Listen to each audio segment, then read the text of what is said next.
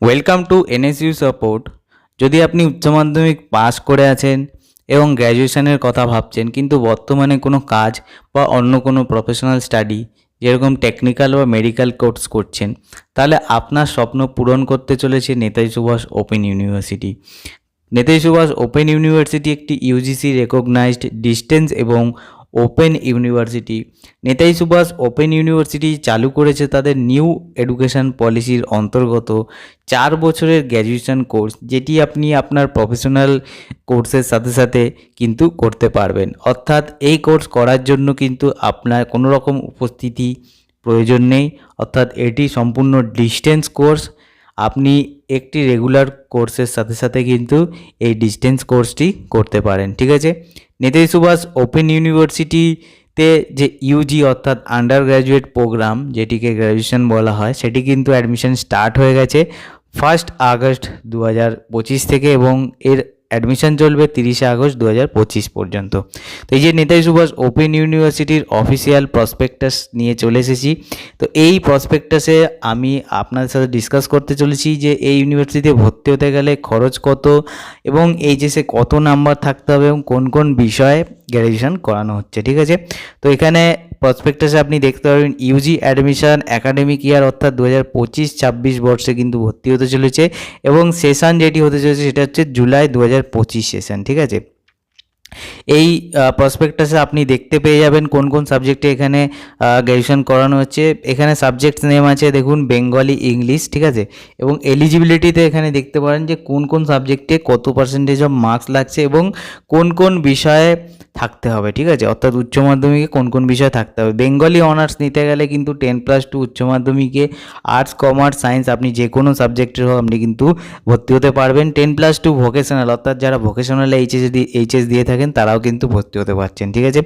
English honours নিতে গেলে আপনি আর্টস, কমার্স, সায়েন্স যে কোনো সাবজেক্টসের হলেও ভর্তি হতে পারবেন, কিন্তু আপনাকে ইংলিশ সাবজেক্টে স্পেশালি 40% নাম্বার থাকতে হবে, এবং আপনার যে 10+2 ভোকেশনাল সাবজেক্টস আছে সেখানে আপনার যে ইংলিশ সাবজেক্টস আছে ইংলিশে কিন্তু আপনার 40% নাম্বার থাকতে হবে, ঠিক আছে।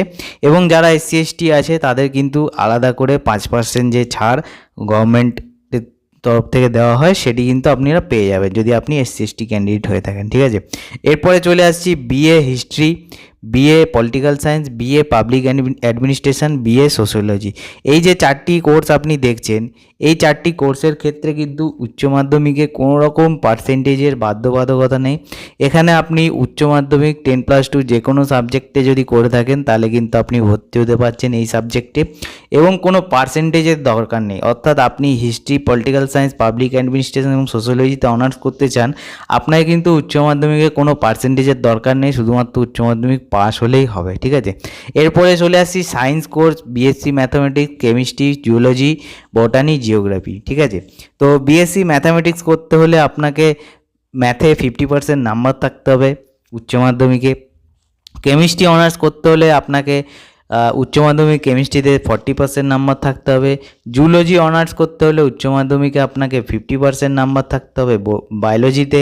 বটানি অনার্স করতে হলে উচ্চ মাধ্যমিকে বায়োলজিতে আপনাকে 40% নাম্বার থাকতে হবে, ঠিক আছে। এবং জিওগ্রাফি অনার্স যদি করতে চান তাহলে জিওগ্রাফিতে 50% নাম্বার চাই উচ্চ মাধ্যমিকে, ঠিক আছে।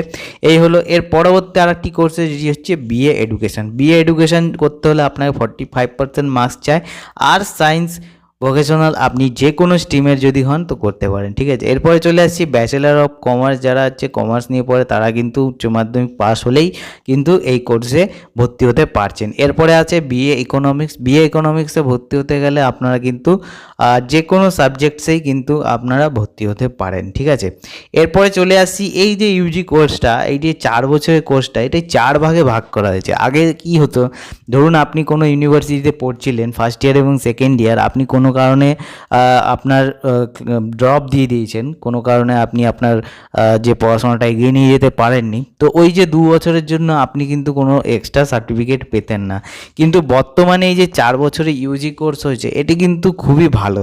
যারা হচ্ছে 1-2 বছর বাদে গিয়ে পড়াশোনা ছেড়ে দেয় তাদের জন্য কিন্তু এটি খুবই ভালো হতে চলেছে। কারণ কি দেখুন, এই যে ইউজি কোর্সটা 4 বছরে ভাগ করা আছে, এখানে 4 বছরে 4টি ভাগে ভাগ করা আছে, ঠিক আছে। যেটা হচ্ছে লেভেল 4.5, এটাকে বলা হচ্ছে ফার্স্ট ইয়ারটাকে বলা হচ্ছে ইউজি, সার্টিফিকেট কোর্স। লেভেল 5.0 যেটা হচ্ছে সেকেন্ড ইয়ার, সেটাকে বলা হচ্ছে ইউজি ডিপ্লোমা কোর্স। ইউজি 5.5 যেটা হচ্ছে থার্ড ইয়ার, সেটাকে বলা হচ্ছে ডিগ্রি কোর্স। এবং ইউজি 6 যেটা হচ্ছে ফোর্থ ইয়ার, সেটাকে বলা হচ্ছে ইউজি ডিগ্রি ইন অনার্স। তো দেখতে পাচ্ছেন, যদি আপনি এক বছরে দুটো সেমিস্টার হয়, 6 মাস অন্তর একটা করে সেমিস্টার হয়। তো এক বছরে দুটো সেমিস্টারে আপনি যে সার্টিফিকেট পাবেন, অর্থাৎ এক বছর যদি আপনি কমপ্লিট করেন এবং এক্সাম দেন, তাহলে আপনি যে সার্টিফিকেটটা পাবেন সেটাকে বলা হয় ইউজি সার্টিফিকেট। ঠিক আছে, আপনি যদি 2 বছর পড়াশোনা করেন, অর্থাৎ 4টে সেমিস্টার কমপ্লিট করেন, ঠিক আছে, তাহলে আপনি যে সার্টিফিকেটটি পাবেন সেটাকে বলা হচ্ছে ইউজি ডিপ্লোমা সার্টিফিকেট। এবং আপনি যদি 3 বছর পড়াশোনা করেন, অর্থাৎ 6টা সেমিস্টার আপনি যদি কমপ্লিট করেন, তাহলে আপনি যে সার্টিফিকেটটা পাচ্ছেন সেটাকে বলা হয় ইউজি ডিগ্রি সার্টিফিকেট। এবং আপনি যদি 4 বছর পড়াশোনা করেন, 4 বছর করার পর আপনি যে সার্টিফিকেটটি পাচ্ছেন, অর্থাৎ 8টা সেমিস্টার কমপ্লিট করার পর সেটি আপনি যেটা পাবেন সেটা হচ্ছে ইউজি ডিগ্রি অনার্স সার্টিফিকেট। তো দেখতেই পাচ্ছেন, খুবই কিন্তু ভালো একটা ইনিশিয়েটিভ। আপনারা কিন্তু এক বছর পড়াশোনা করেও কিন্তু ইউজি সার্টিফিকেট পেয়ে যাচ্ছেন। এবার চলে আসছি কি ডেট এখানে দেখুন 1 তারিখ থেকে স্টার্ট হচ্ছে 30 তারিখ অবধি। এবার ডকুমেন্ট আপলোডের কিন্তু এখানে ডেট দেওয়া হয়েছে 1 আগস্ট থেকে 2 সেপ্টেম্বর পর্যন্ত। এবার হচ্ছে অনলাইন ফিস এখানে দেখতে পাচ্ছেন, অনলাইন ফি সাবমিশন করতে হবে আপনাকে 1 আগস্ট থেকে শুরু করে নিয়ে 4 সেপ্টেম্বর অবধি। ঠিক আছে, এবার অফলাইন ফিস যদি আপনি ব্যাংক থেকে চালান কাটেন, তাহলে পরে আপনাকে 4 আগস্ট থেকে স্টার্ট হচ্ছে 4 সেপ্টেম্বর পর্যন্ত। ঠিক আছে, এবং printing of provisional enrolment certificate and token of SLM, অর্থাৎ আপনি যে প্রফেশনাল অ্যাডমিশন নিলেন, তারপরে আপনাকে একটা এনরোলমেন্ট সার্টিফিকেট দেওয়া হবে। ঠিক আছে, যেরকম রেজিস্ট্রেশন কার্ড হয় আপনার মাধ্যমিক উচ্চ মাধ্যমিক পেয়েছিলেন, সেটাকে বলা হয় এনরোলমেন্ট সার্টিফিকেট।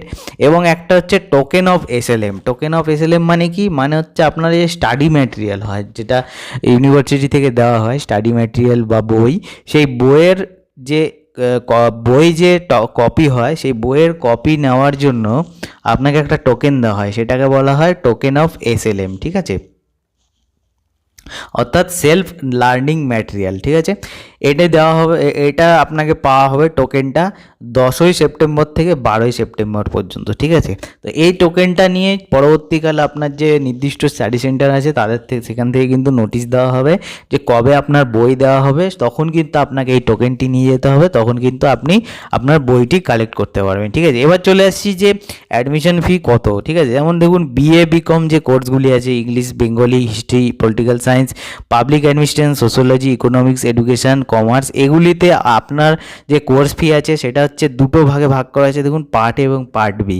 পার্ট এতে আছে হচ্ছে 4,300 টাকা এবং পার্ট বিতে আছে 7,750 টাকা। টোটাল 5,050 টাকা এখানে লাগতে চলেছে। তো দেখুন এই যে কোর্স ফিটা আছে, এই কোর্স ফিটা পার্ট এ যেটা আছে, ঠিক আছে, পার্ট এ হচ্ছে আপনার যে টোটাল যে আপনার ফি আছে, ঠিক আছে, সেই টোটাল ফি এর 1/3, অর্থাৎ 3 ভাগের 1 ভাগ। এবং পার্ট বি এর যে ফিটি আছে, যেটি 750 টাকা, সেখানে হচ্ছে আপনার অ্যাপ্লিকেশন ফি আছে 275 টাকা, এনরোলমেন্ট ফি আছে 175 টাকা, আইডেন্টিটি কাম রেজিস্ট্রেশন কার্ড ফি আছে 100 টাকা, অ্যানুয়াল ডেভেলপমেন্ট ফি আছে 175 টাকা এবং মাইগ্রেশন ফি আছে 25 টাকা। সব মিলে আপনাদের 750 টাকা।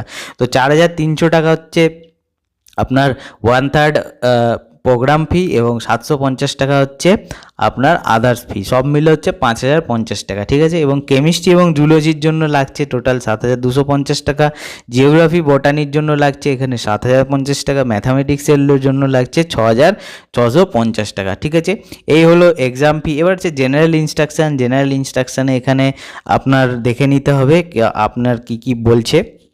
এখানে দেখুন, for applying any above mention programme applicants are advise to go through the admission notification step followed.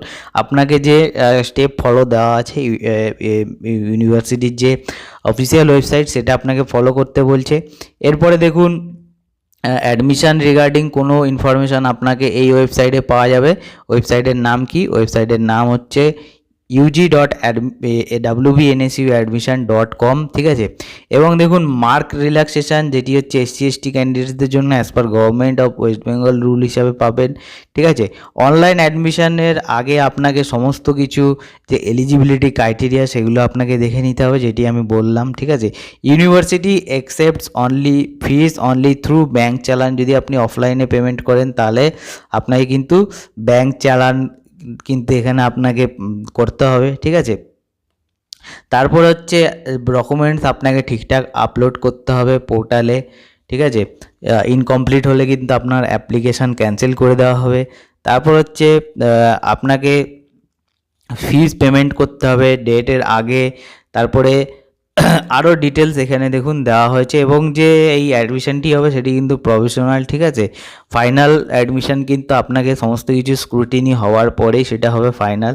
এছাড়াও আপনাকে দুটো জিনিস করতে হবে, একটা হচ্ছে এবিসি আর একটা হচ্ছে ডিবিআইডি, ঠিক আছে। তো এবিসিটা হচ্ছে একাডেমিক ব্যাঙ্ক অফ ক্রেডিট, এটা হচ্ছে abc.gov.in এই ওয়েবসাইট থেকে গিয়ে ক্রিয়েট করতে হবে।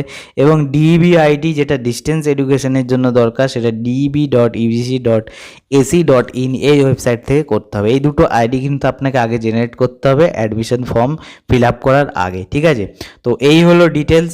যদি ভিডিওটি ভালো লেগে থাকে তাহলে অবশ্যই চ্যানেলটিকে সাবস্ক্রাইব করবে, এবং এছাড়াও যে কোনো তোমাদের মনে কোশ্চেন আছে অবশ্যই কমেন্টস করবে। পরবর্তী ভিডিওতে তোমাদের কিন্তু সেই কোশ্চেন নিয়ে আলোচনা করবো। এছাড়াও এই কোর্সগুলোর সম্বন্ধে ডিটেলস যদি তোমরা জানতে চাও, অর্থাৎ সিলেবাস, প্র্যাকটিক্যাল কীরকম হয়, ক্লাস কতদিন অ্যাটেন্ড করতে হবে, এক্সাম কবে কবে হয়, আরও ডিটেলস যদি তোমরা যদি জানতে চাও তাহলে কিন্তু আমি তোমাদেরকে এই ভিডিও তোমাদের নেক্সট ভিডিওতে তোমাদের সাথে ডিসকাস করব, ঠিক আছে। তো আমি একজন নেতাজি সুভাষ ওপেন ইউনিভার্সিটির এক্স স্টুডেন্ট। তো নেতাজি সুভাষ ওপেন ইউনিভার্সিটির সমস্ত রুলস অ্যান্ড রেগুলেশন কিন্তু আমি জানি। তো তোমরা যদি জানতে চাও অবশ্যই কমেন্টস করো, আমি কিন্তু যতটা জানি তোমাদের কিন্তু জানানোর চেষ্টা করব। দেখা হচ্ছে পরবর্তী ভিডিওতে।